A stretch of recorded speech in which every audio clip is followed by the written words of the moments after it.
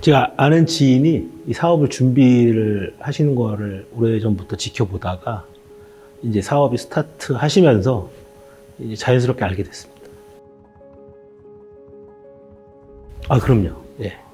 근데 사실 구현하기가 쉽진 않았을 거라는 그런 그 생각은 있었는데, 뭐, 워낙 치밀하게 준비하시고, 또 과정에서 잘 증명해 내셔가지고 성공하신 것 같습니다. 처음에는 매월 드림 OS 상품을 이제 그 한 2천만 원 정도 이제 그 여윳돈이 생길 때마다 이제 넣는 걸로 생각을 하고 넣고 한 5회에 걸쳐서 그 정도 금액을 추가로 계속 투자를 했습니다. 현재 한 1억 1천 정도. 모든 비즈니스가 그렇듯이 이제 걱정되는 부분이 있죠, 당연히.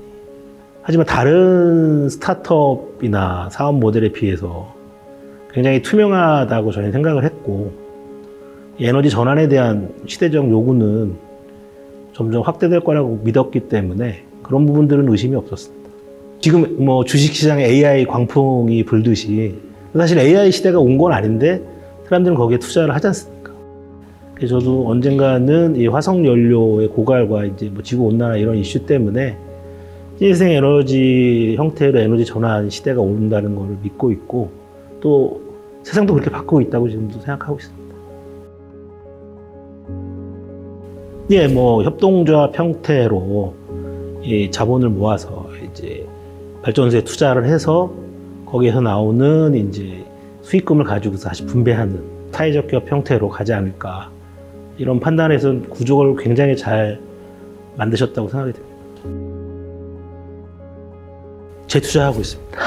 저도 이제 뭐 주식을 좀 하기 때문에 주식과 이제 뭐 채권, 뭐 예금 이렇게 좀 포트폴리오 짜서 하고 있지만 점점 모의 투자 상품에 대한 비중은 늘려가고 있는 상황입니다. 투자자 입장에서는 뭐 계속 느끼는 거지만 세금이 너무 좀 기존의 그 어떤 투자 상품들에 비해서는 굉장히 일반 과세 기준으로 하다 보니까 투자 입장에서는 제일 아까운 게 세금이더라고요. 그래서 뭐 장관 표창도 받으시고 뭐 여기저기 상도 많이 받으시는 것 같은데, 이런 신재생 에너지에 투자하는 게 사실은 선한 영향력을 사회에 끼치는 사업이잖아요. 그런 쪽에 뭐 과세 특례 제도가 있듯이 뭐 좀 더 이렇게 대정부 이런 활동을 많이 하셔가지고 그 과세 특례 뭐 이런 상품들이 많이 좀 나왔으면 좋겠습니다. 만기가 도래를 했어요. 제가 작년 4월 달, 그러니까 뭐 거의 2달에 한 번씩 이렇게 이제 분산해서 제가 투자를 했었기 때문에 한꺼번에 돈을 다 넣은 게 아니고, 이제 다음 상품으로 자동 전환 되잖아요. 네. 근데 자동 전환 되는 것보다 모엘 드림 플러스가 훨씬 좋은 것 같더라고요. 그래서 또 있는 돈 싹싹 모아서 투자를 했죠. 예, 그래서 제가 개인적으로 관심도 있고 해서 그 제가 사는 데가 이제 분당인데 그 성남시에서 하는 사회적 경제 기업 뭐 이런 교육도 받고, 그래서 뭐 공부를 좀 하긴 했습니다.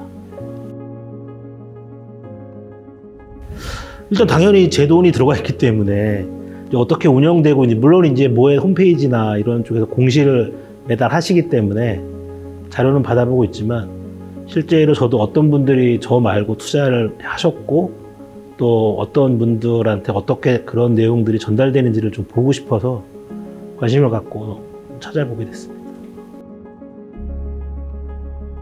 특히 이제 그 버려진 공간의 옥상을 활용해서 하는 이런 부분들이 좀 빠르게 확대가 되려면 좀 이런 협동조합 형태의 어떤 참여자도 있고, 뭐 기관에서 들어오시는 분들도 좀 계시고, 뭐 국가의 정책 자금이라든가 이런 것들이 좀 조합이 돼서 좀 투자가 되고, 또는 뭐 더 나아가서 뭐 세제 혜택까지 연계된다던가 그런 부분들을 좀 이렇게 그 협력해서 문제를 해결할 수 있는 그런 협의체가 좀 생겼으면 좋겠다는 생각이 좀 들어요. 좀 더 발전한다면 뭐 제가 봤을 때 희망적인 거는 올 7월부터 시행돼요.